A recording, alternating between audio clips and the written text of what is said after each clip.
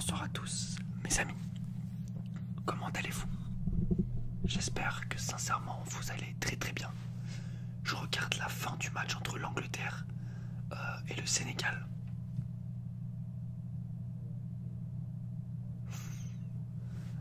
Donc l'Angleterre vient de gagner 3-0 je crois. Voilà, il y a 3-0, il reste 3 minutes. Mais l'Angleterre vient de gagner 3-0 contre le Sénégal. Et donc, ce qu'on va faire, c'est qu'on va débriefer le match entre la France et la Pologne, où la France s'est imposée 3-1 avec un doublé de Kylian Mbappé et un but d'Olivier Giroud. Et à la fin, on a vu un but de Robert Lewandowski sur penalty. Un but qui n'a servi un petit peu à rien, puisqu'il y avait déjà 3-0. Et donc, j'avais envie vraiment qu'on passe un peu de temps ensemble pour que je vous débriefe ce match. Et n'hésitez pas encore dans les commentaires à me dire ce que vous en avez pensé du match, etc. Alors, comme d'habitude, je vais vous détailler un petit peu les buts. Donc, les 4 buts de cette rencontre. Donc, le premier but, il vient d'une très belle passe de Kylian Mbappé dans l'axe pour Olivier Giroud. Olivier Giroud qui se retrouve donc seul et qui croise parfaitement sa frappe. Alors sa frappe est certes un petit peu dopée, mais elle est quand même très belle. Et ça fait donc 1-0 pour la France.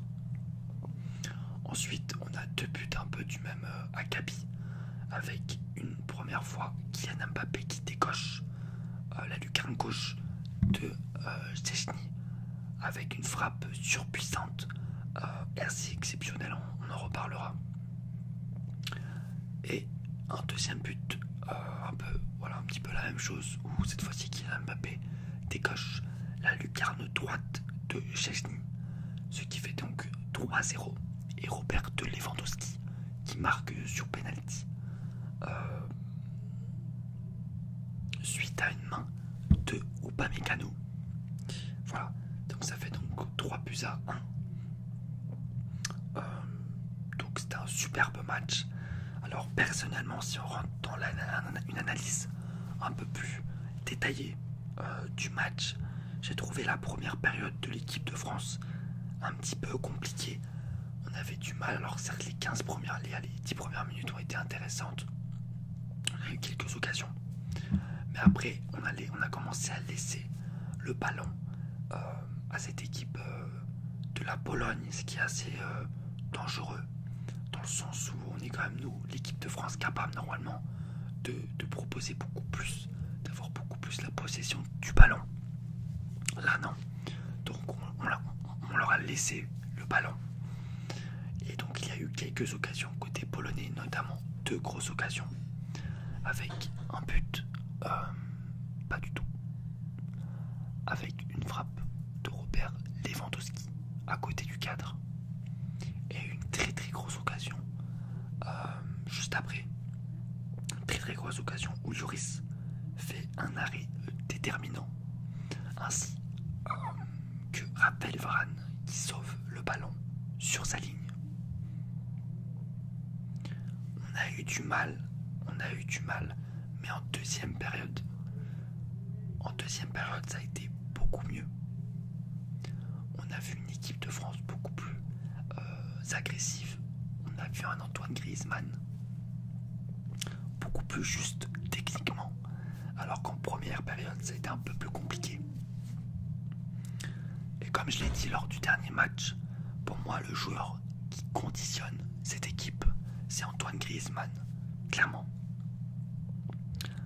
Et donc on était beaucoup mieux, on ressortait mieux les ballons, on était plus juste techniquement.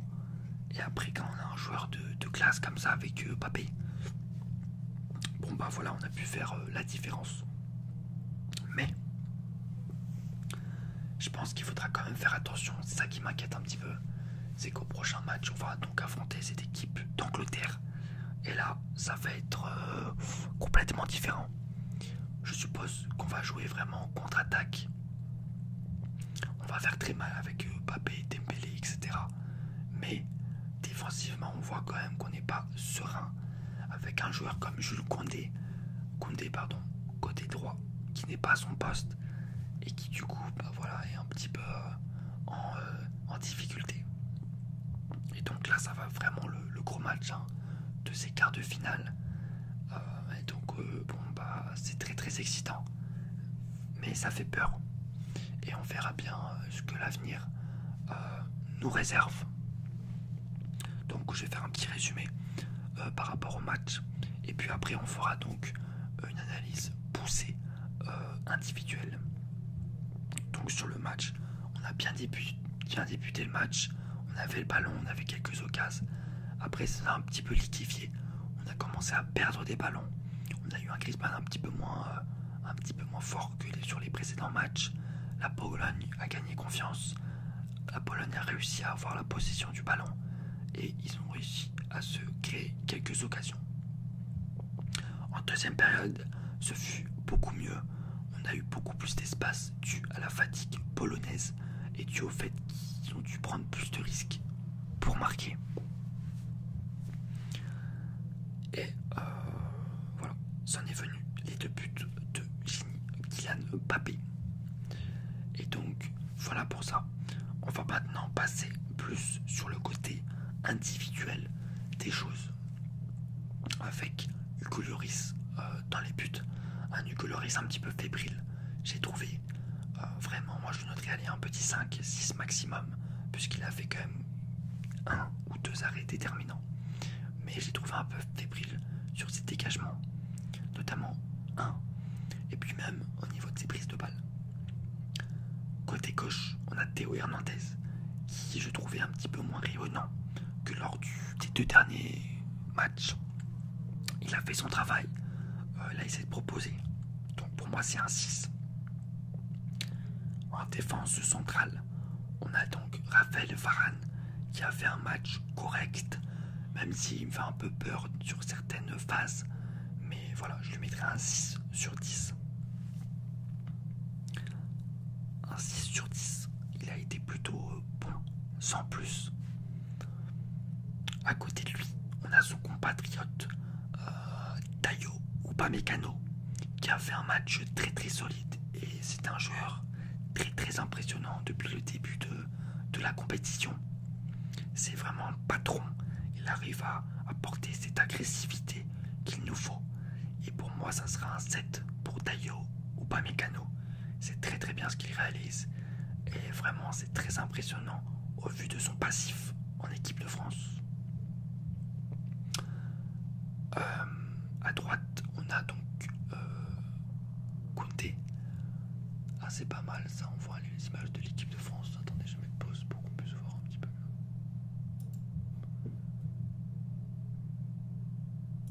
Voilà.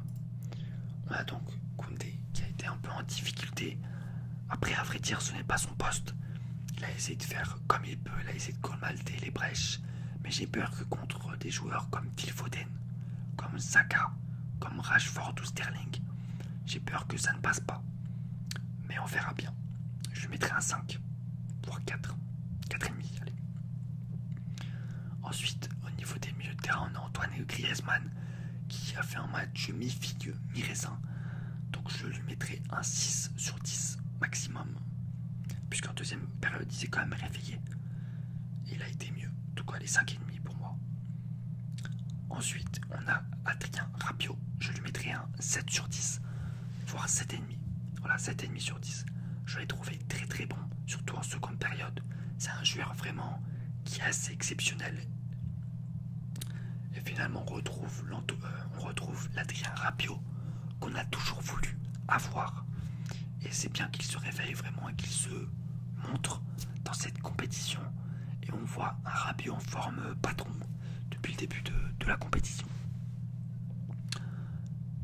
Tchouaméni, il a fait un match correct, même si des fois j'ai un peu de mal avec sa nonchalance.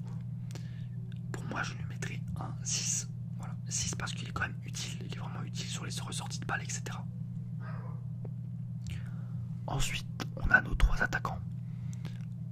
Olivier Giroud qui marque et qui dépasse Thierry Henry avec 52 buts. Donc félicitations à lui. dans le match, il n'a pas touché énormément de ballons. Il a été efficace, c'est ce qu'on lui demande. Donc pour ça, je lui mettrai un 6 sur 10. Ousmane Dembélé, personnellement c'est un 5,5. Je l'ai trouvé un petit peu moins en forme. Je trouvais on a l'impression qu'il avait un petit peu peur. Il avait un petit peu peur de provoquer. Il avait un petit peu peur de jouer son jeu. Ça, c'est un petit peu dommage. Il est quand même utile. Mais on attend plus. On attend plus d'un joueur comme Ousmane Dembélé, qui normalement a la capacité de frapper, et de frapper de bien meilleure manière que la frappe qu'il a tentée. Et puis en troisième, au niveau du troisième larron, on a donc Kylian Mbappé, un très très gros match de sa part, où il a marqué 2 buts, fait une passe D. Je vais pas dire de commentaires supplémentaires sur lui, il n'y a rien à dire d'autre. Donc c'est un 9 pour moi, 9 sur 10. Voilà mes amis, j'espère que ma vidéo vous aura plu, et on se retrouve très vite pour de nouvelles vidéos. Restez en place car il y a une deuxième vidéo qui va suivre assez intéressante. Voilà mes amis.